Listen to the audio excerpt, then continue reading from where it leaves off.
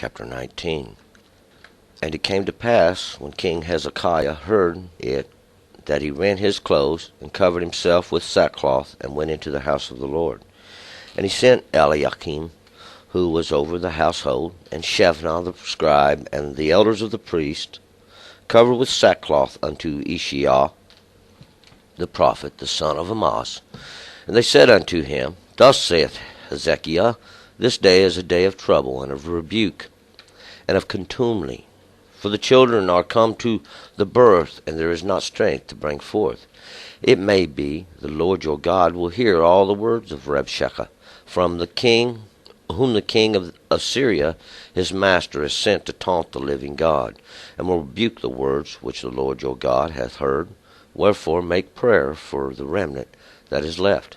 So the servants of King Hezekiah came to Ishiah, and Ishiah said unto them, Thus shall you say to your master, Thus saith the Lord, Be not afraid of the words that you have heard, wherewith the servants of the king of Assyria have blasphemed me.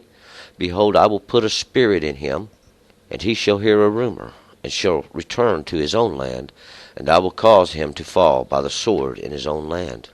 Shall Rabshakeh return, and found the king of Assyria warring against Libnah, for he had heard that he was departed from Lachish.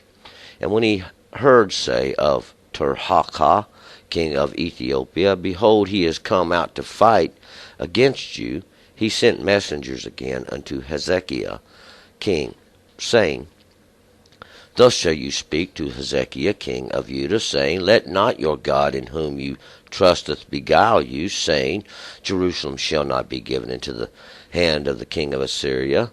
Behold, you have heard what the king of Assyria have done to all the lands, by destroying them utterly, and shalt you be delivered? Have the gods of the nations delivered them, which my fathers have destroyed, Gozan, and Haran, and Rezeph, the children of Eden, that were in Telassar? Where is the king of Hamath, and the king of Arpad, and the king of the city of Sepharvaim, of Hena, and Avah? And Hezekiah received the letter from the hand of the messengers, and read it. And Hezekiah went up to the house of the Lord, and spread it before the Lord. And Hezekiah prayed before the Lord, and said, O Lord, the God of Israel, that sittest upon the cherubim, you art the God, even you alone, of all the kingdoms of the earth. You have made heaven and earth. Incline your ear, O Lord, and hear. Open your eyes, O Lord, and see. And hear the words of Sennacherib, wherewith he hath sent him to taunt the living God. Of a truth, Lord, the kings of Assyria have laid waste the nations of their lands, and have cast their gods into the fire, for they were no gods, but the work of men's hands, wood and stone. Therefore they have destroyed them. Now therefore, O Lord our God, save you us, I beg you, out of the hand, that all the kingdoms of the earth may know that you art the Lord God, even you only. Then Ishiah the son of Amoz sent to Hezekiah, saying, Thus saith the Lord, the God of Israel, Whereas you have prayed to me against Sennacherib, king of Assyria, I have heard you. This is the word that the Lord hath spoken concerning him. The virgin daughter of Zion hath despised you, and laughed you to scorn. The daughter of Jerusalem hath shaken her head at you. Whom have you taunted and blasphemed? And against whom have you exalted your voice? Yes, you have lifted up your eyes on high, even against the Holy One of Israel.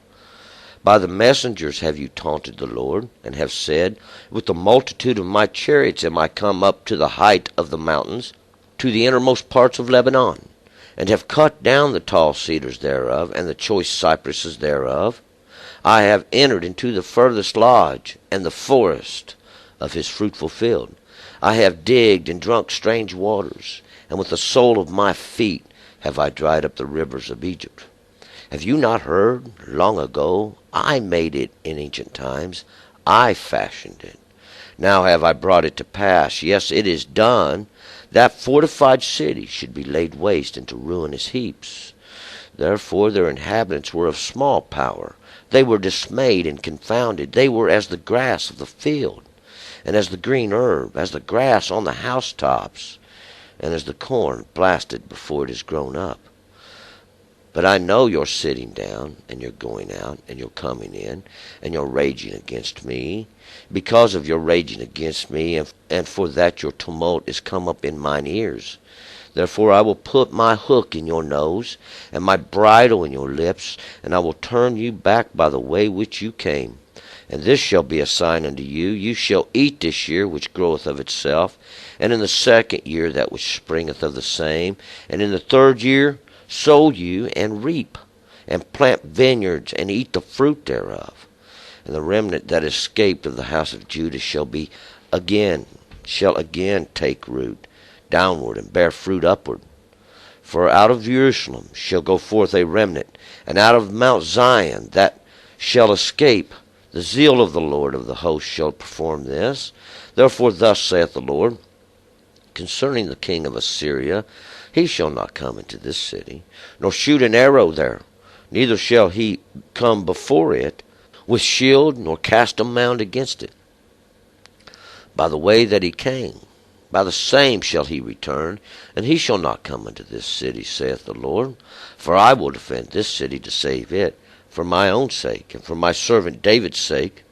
And it came to pass that night that the angel of the Lord went forth, and smote in the camp of the Assyrians 180,500.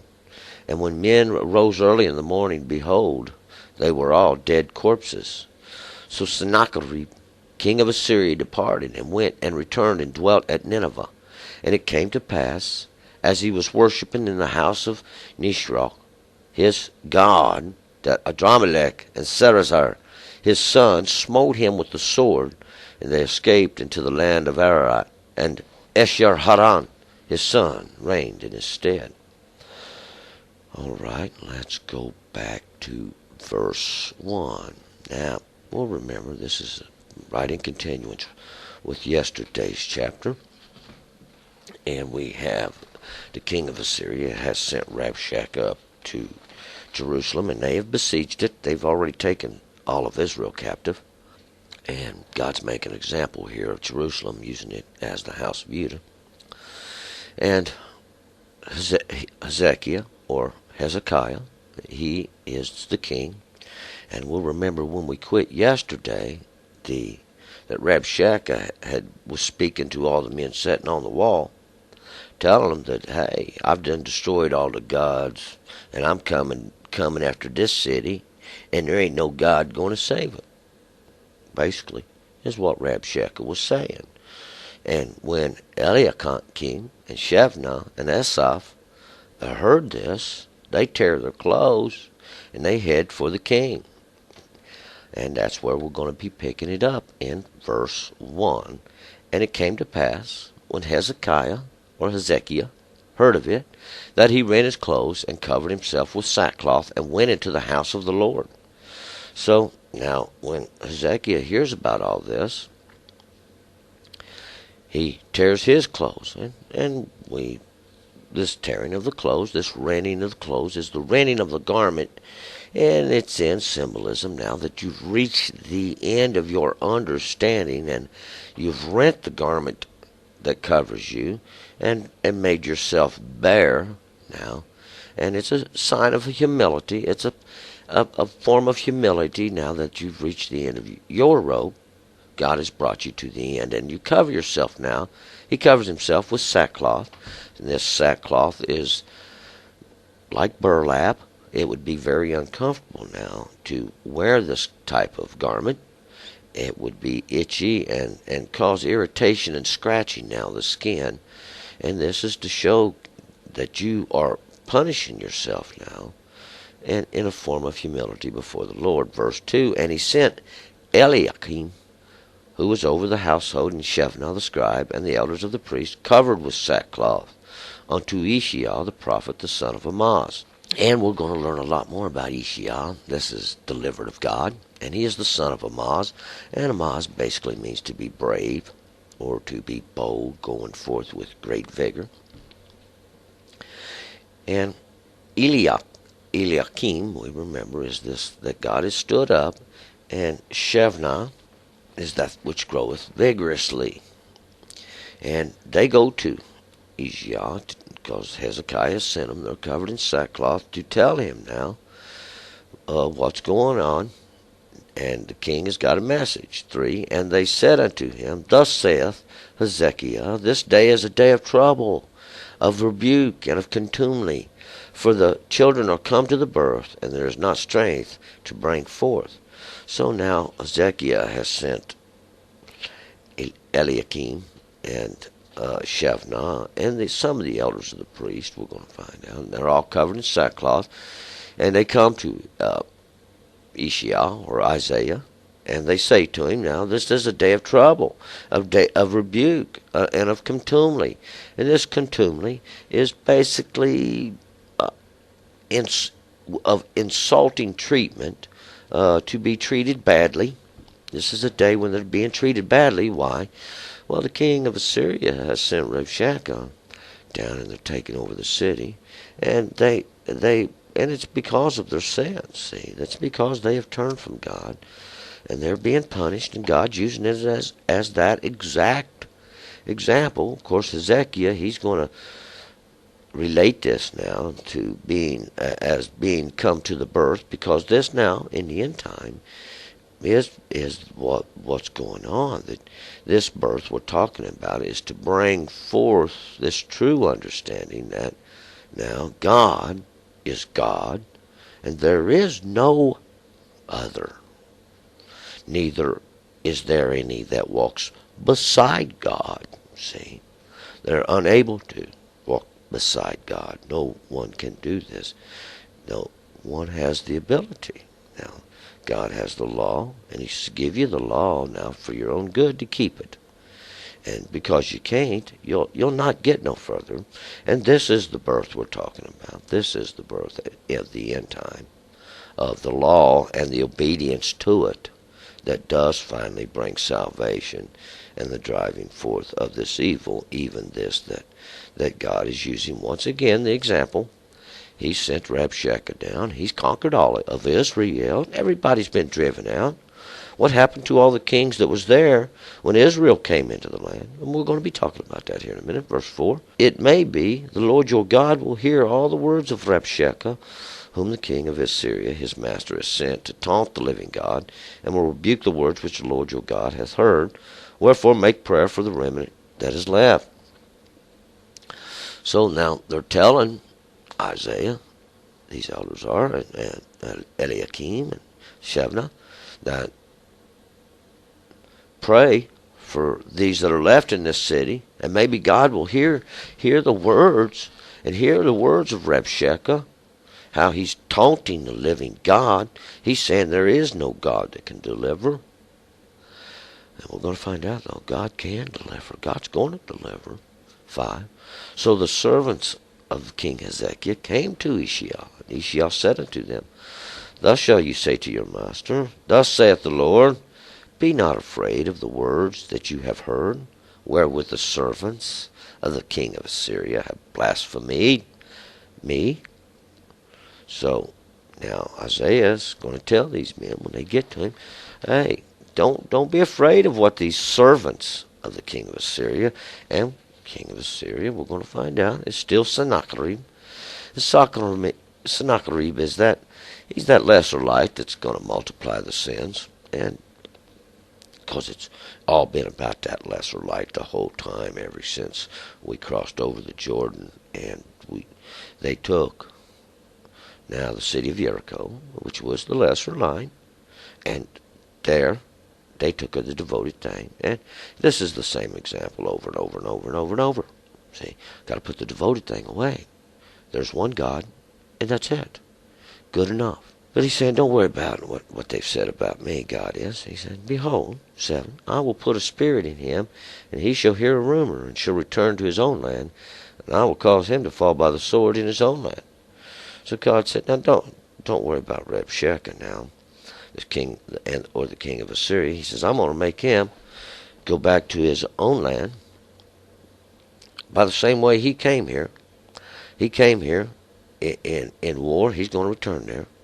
And I'm going to cause him to fall by the sword, and this sword of the end time is going to be the Word. And the Word of God does bring down And we're going to find out in the end, for the prophets have already spoken now. How are the mighty fallen? How is it done? See, we're going to find it's done by the word of God through the law. 8. So Rabshakeh returned and found the king of Assyria warring against Libnah, for he had heard that he was departed from Lachish. So now Rabshakeh returns, and he finds that now Sennacherib, his king, is fighting against Libnah. And Libnah means this place made white, and that's where he's fighting against, this place that's made white, even where they are gathered for this. And this is where they're gathered to be done this to, Libnah. Because he heard that he was departed from Lachish, and we remember Lachish. Lachish is that place of invincibility. 9. And when he heard say of Tirhakah, king of Ethiopia, behold, he has come out to fight against you, he sent messengers again to Hezekiah, saying. So now Rabshakeh has heard that Tirhakah, the king of Ethiopia, has come out to fight against him, and this Tirhakah is this searched out like a thief searches out. See, he's this place searched out like a thief searches out. He's the king of Ethiopia. Now, and this Ethiopia, it's not Ethiopia, it's Cush. Cush, because these are the children of Cush. These are also the descendants of Noah. And Cush means to be darkened. 10. Thus shalt you speak to Hezekiah, king of Judah. Let not your God, in whom you trusteth, beguile you, saying, Jerusalem shall not be given into the hand of the king of Assyria. So now Rabshakeh realizes that he's going to have to go deal with Tirhakah right now. So he sends a messenger back to Hezekiah or Ezekiel and tells him, hey, let not your God in whom you trust trick you, saying, Jerusalem shall not be given into the hand of the king of Assyria. 11. Behold, you have heard what the kings of Assyria have done to all the lands, by destroying them utterly. Shall you be delivered? So Rabshakeh is sending him a messenger again, because he's got to leave for a minute. But he'll be back, he's telling him, basically, in a nutshell. I'm going to be back. You know what I've done to all these other nations, all these other lands, and I've destroyed them utterly. You think you're going to escape? 12. Have the gods of the nations delivered them which my fathers have destroyed? Gozan and Haran and Rezeph, and the children of Eden that were in Telassar? So Rabshakeh is telling them, these have the gods, have these not a gods of these nations delivered them, which my fathers have destroyed, which has been going on for a while. This has been going on for a while, see. Even these of Gozan. We remember Gozan. Gozan was that place of cutting away, where God cut away these children of Israel. They was delivered there now in captivity to these places. And Haran and Rezeph. Well, Haran is those being burned. Haran was Abraham's brother, see. Haran was also Abraham's brother. And it's written in the book of Jasher, see, the Nimrod threw Haran and Abraham into, or at that time his name was Abram, into the fiery furnace that he had there. He stroked it up. It's a very similar story to that which is told in Daniel, see. And Haran died in the fire. But Abraham was delivered. And that's what Haran means. Those being burned. Now, those are the ones that God's causing to pass through the fire. And Rezeph, this hot glowing stone now. Well, this is that hot glowing stone. Remember, we talked about these that were on the highway.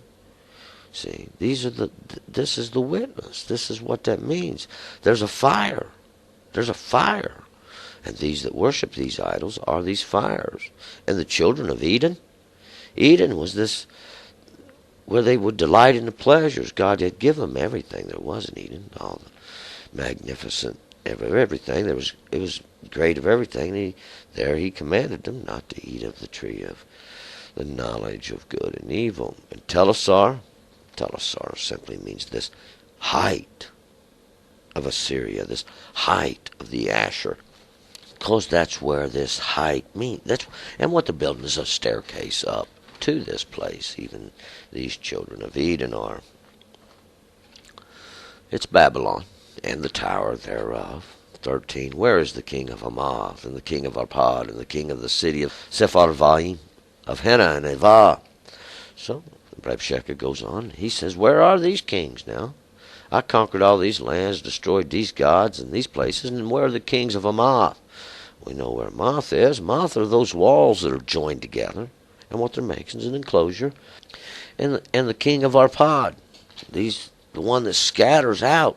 The Sepharvaim, those are the books. Those are all supposed to be smart. Well, we find in the book, and what we're going to find in most 90% of all books, 99.99999, all books, just words of men, ratchet jaws who want to keep running their mouth.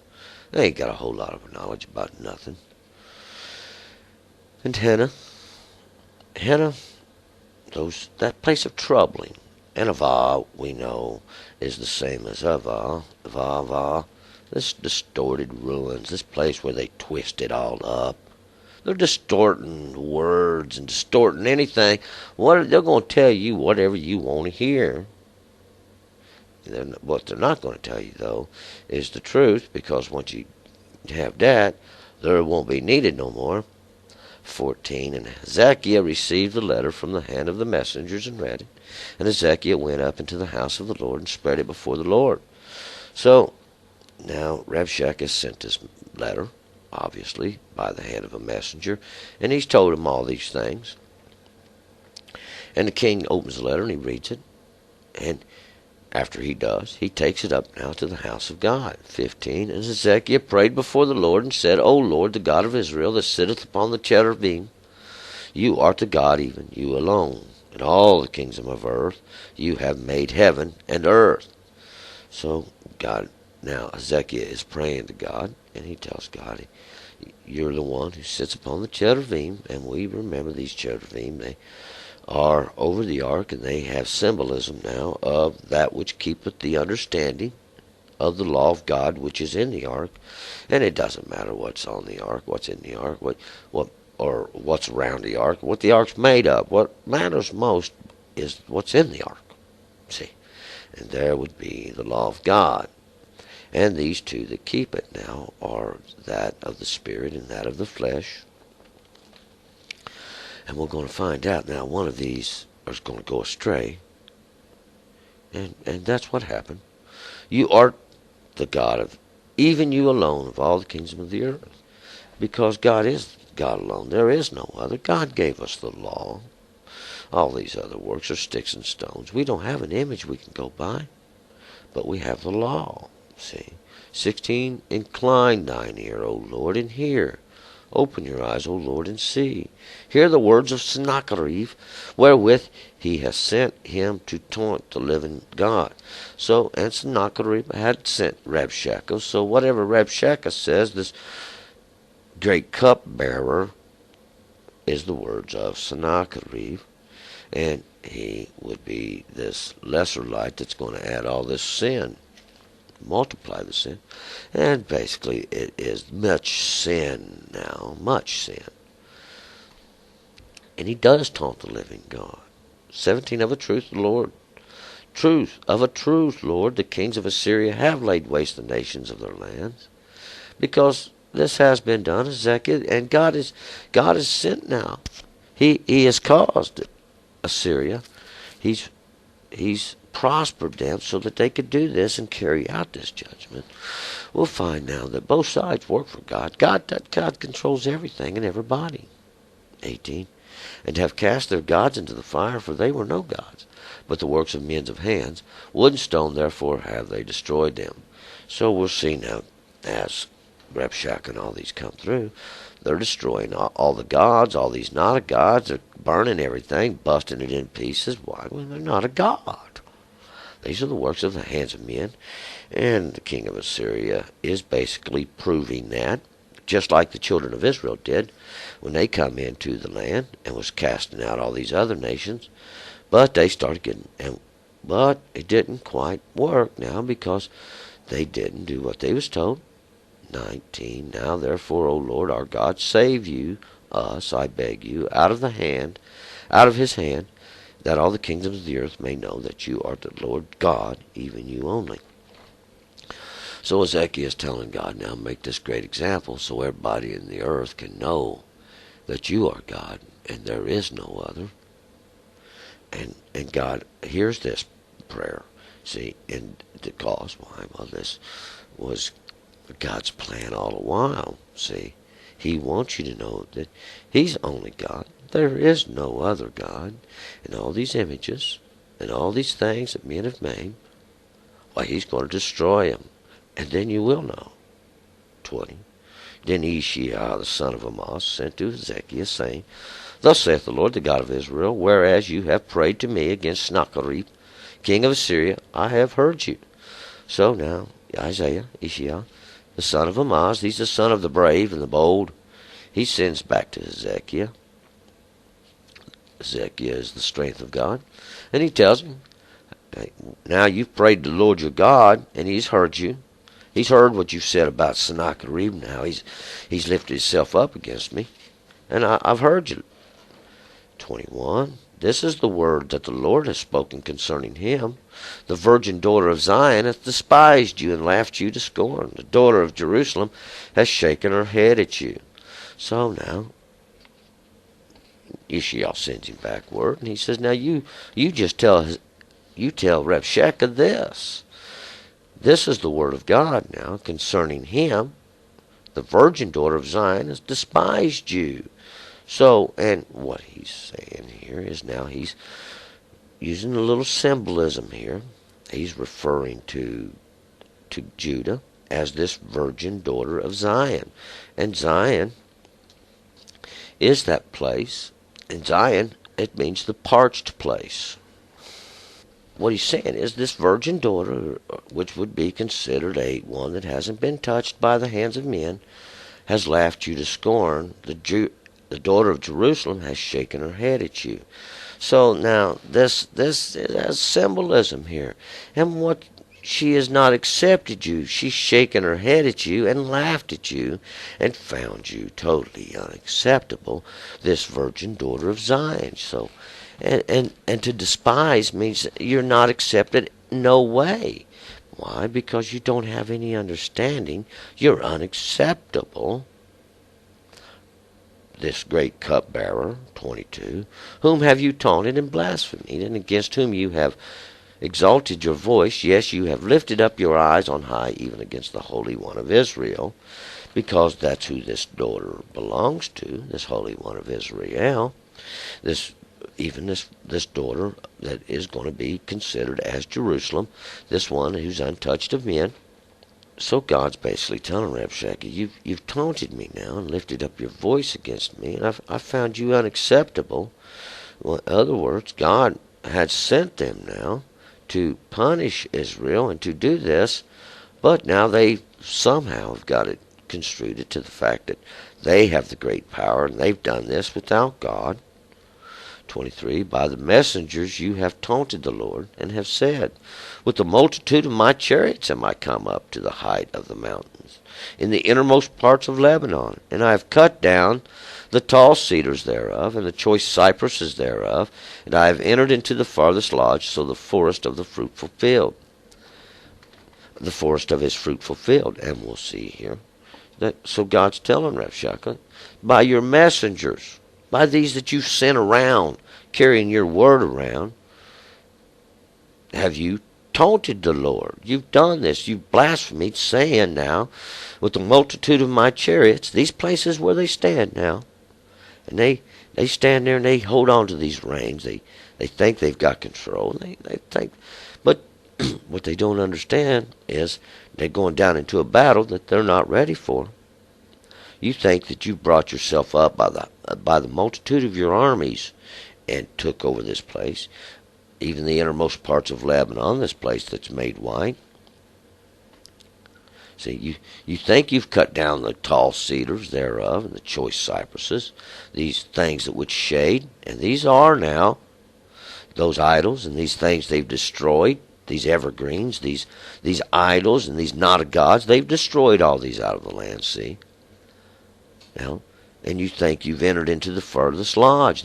You think you've made it to the great house now, and the forest of his fruitful field. You think you're going to even take over the law. See, 24. I have digged and drunk strange waters, and with the sole of my feet have I dried up all the rivers of Egypt. So now Rabshakeh, the great cupbearer, he thinks he's done all this by his armies. See, he's drunk strange waters, and these waters, strange waters, represent those waters you know not where they came from, these waters of understanding, these truths, he can take them in. And he's dried up the rivers of Egypt, these rivers, that which used to water Egypt, even this place of enclosures, this where they used to get their understanding from, he's dried that up, see, with the sole of his feet, with the path that he's taken. And we see all this has great symbolism of the end, this great one that will be sent, even now, even against all the house. 25, have you not heard long ago? I made it in ancient times. I fashioned it. Now have I brought it to pass. Yes, it is done. That fortified cities should be laid waste into ruinous heaps. So now God's telling Rabshakeh, but wait a minute. See, haven't you heard? I did this. See, God did this. When? Well, when he sent Israel in there now to dispossess the children of the land that was there, these that had gone astray from the covenant God had made with Noah. See, that God sent Israel in there now to dispossess them. Now he's sending Rabshakeh in to dispossess Israel. See, it's the same thing over and over now, but God's saying, hey, a minute, see, you forgot that I did this. See, I fashioned this. I told you I was going to do this, and now I've done it. See, now I've brought it to pass. Yes, it is done. The fortified cities should be laid waste into ruinous heaps. So now God's made this example now. See, and he's saying it's done. Now, this is an example now of what God's going to do. See, they forgot to consider the end of it all. Now he's going to make all these great cities ruinous heaps. 26, therefore the inhabitants were of small power. They were dismayed and confounded. They were as the grass of the field, and as the green herb, and as the grass on the housetops, and as corn blasted before it is grown up. See, because they thought now they had it great. And when the grass comes forth in the early spring now, it is so beautiful, and it's green, and it does prosper, and it says, I will take roots down and grow upward. But now it's like the grass on top of the house. See, and as the heat of the day comes on, and as the summer wears on into the year, it's scorched and burned and dried and withered. So is the corn. See, it's blasted in its stalk now before it is grown up. Why? There's no rain. No word of God come down. See, God controls everything. That's what God's wanting you to understand. God controls these things. There's no man that does these things. 27, but I know you're sitting down, and you're going out, and you're coming in, and your raging's against me.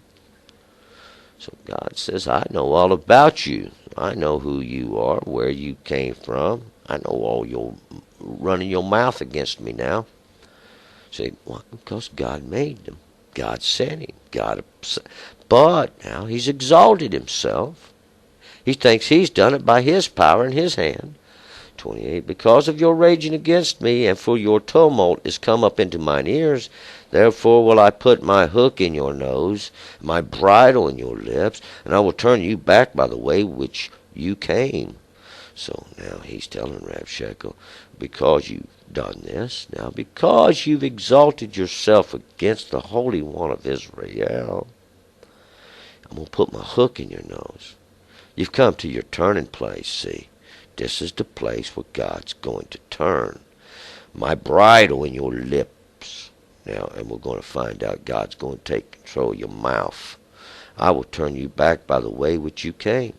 See, by the same way you came, by the same words you spoke, he's going to use against you now.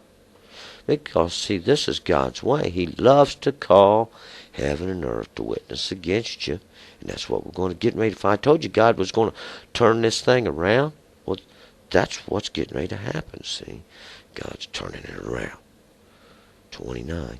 And as this shall be a sign unto you, you shall eat this year which groweth of itself. In the second year, that which springeth of the same. And the third year, sow you and reap. Plant vineyards and eat the fruit thereof. So God's telling Ezekiel through the mouth of Isaiah, look, this is going to be a sign now. Eat this year just what comes of itself. That which you can get, that which groweth of its own. Now the second year, witness this year. Witness this understanding. Because that's what these circles are. That which springeth of the same. Because this second example now was the same. But now the third year. This is complete this understanding. Sow you and reap. Plant vineyards and eat the fruit thereof. Because that's what's going to happen. When everybody gets understanding. There's going to be a deliverer. That's what's going to go on. Even this harvest of the end time. And the remnant that is escaped of the house of Judah shall take root downward and bear fruit upward. And we're going to find out. See, now God's going to, because what God's doing. We're going to find out the prophets talk about this. Those that understand God's word now, they're going to get root. And they're going to bear fruit upward. And what is this fruit? This fruit is going to be the law of God. Because this is the roots thereof. 31. For out of Jerusalem shall go forth a remnant, and out of Mount Zion they that shall escape. The zeal of the Lord of hosts shall perform this. And that's what we're going to find out. Out of Jerusalem, out of this place of peaceful teachings now, there's still going to go forth a remnant. Those that are going to understand this great example of the end time and heed to it. Because the zeal of God's going to accomplish this, and we're going to see God controls all this. God has worked this great work of the end time, and we're going to find out a lot more about that.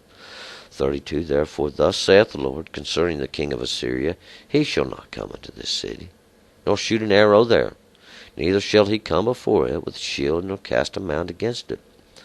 So God's telling him, look, he ain't got no power here, this king of Assyria, this king of the Asherah, this king of this step up, this progress, this altar they made for themselves. He ain't got no power here. He ain't even going to shoot an arrow here. Not one truth. See, not one truth. Nor come before it with a shield. He ain't got no covenant here. No cast a mound against it. No weapons of war here. See, God controlling this. By the way that he came, by the same way shall he return. He shall not come into this city, saith the Lord. Why, he got no power here. God's controlling all this, see.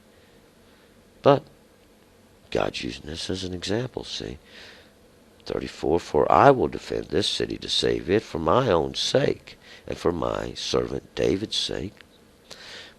Because, see, God promised now that he was going to keep a light here now for David. And he's going to save this city yet because he's still got to do this masterful work now. This masterful work that he's still got assigned for the end time. And he's still got a purpose for the city.